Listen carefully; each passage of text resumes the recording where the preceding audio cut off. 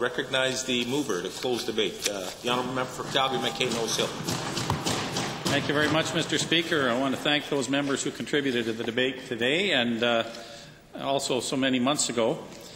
I would like to respond to some specific comments of the Leader of the Official Opposition and the Honourable Member for Cypress Medicine Hat, both of whom inferred that Bill 202 would some way affect the way that public lands are managed. This inference is false. The bill would only come into play when public grasslands are proposed to be sold. It would have no impact on the ongoing management of grazing leases or permits. And the amendments which I tabled made that abundantly clear. Bill 202 would recognize the important role of grazing leaseholders in maintaining the integrity of native grasslands.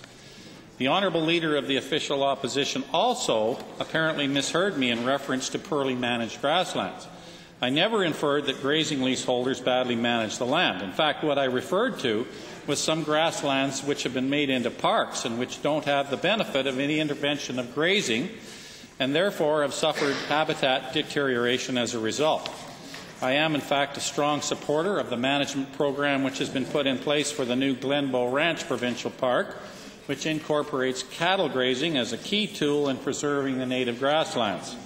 I would argue that the long-term grazing lease makes it imperative that the grazing leaseholders take good care of the range as it's in their interest to do so. Mr. Speaker, a number of members suggested that Bill 202 is redundant to the existing practices and it wasn't required to protect sensitive public grasslands. However, I would ask, if it was redundant, then why weren't the 3 assessments done for the government on the so-called Potato Gate lands near Bow Island made public? All 3 of those assessments found that 16,000 acres of Crown grassland proposed for sale were environmentally sensitive and contained important wildlife habitat.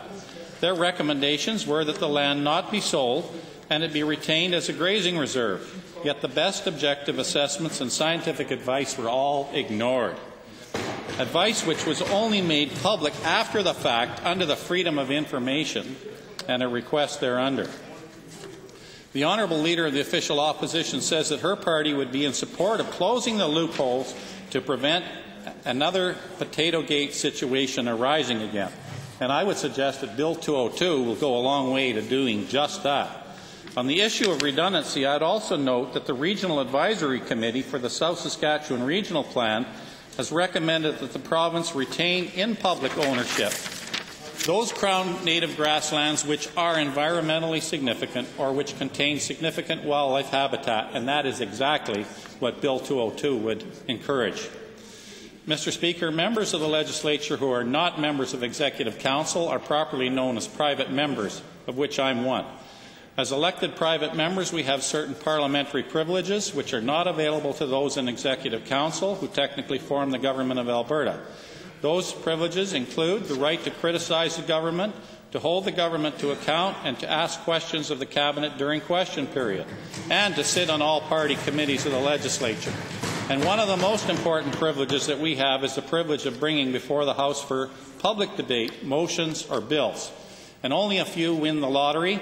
I'm thankful for the opportunity to finally be able to debate my first bill after 8 years in the House. Mr. Speaker, the process for the sale of public land, and particularly of our disappearing native grasslands, is presently inadequate. It needs to be improved. I believe that there needs to be better transparency and better accountability to the citizens of Alberta when our public grasslands are proposed for sale. Bill 202 would do that. So I ask those members who support transparency and accountability in government to support Bill 202. I'm under no illusions as to the prospects of success. However, regardless of the outcome of the vote on second reading, it's my sincere hope that Bill 202 will have made members of the Assembly and the public at large more aware of the need to preserve our publicly owned native grasslands as a precious yet vanishing part of Alberta's landscape, and of the need to modernize and improve the process for the sale of public lands. Thank you, Mr. Speaker. Thank you, Honourable Member.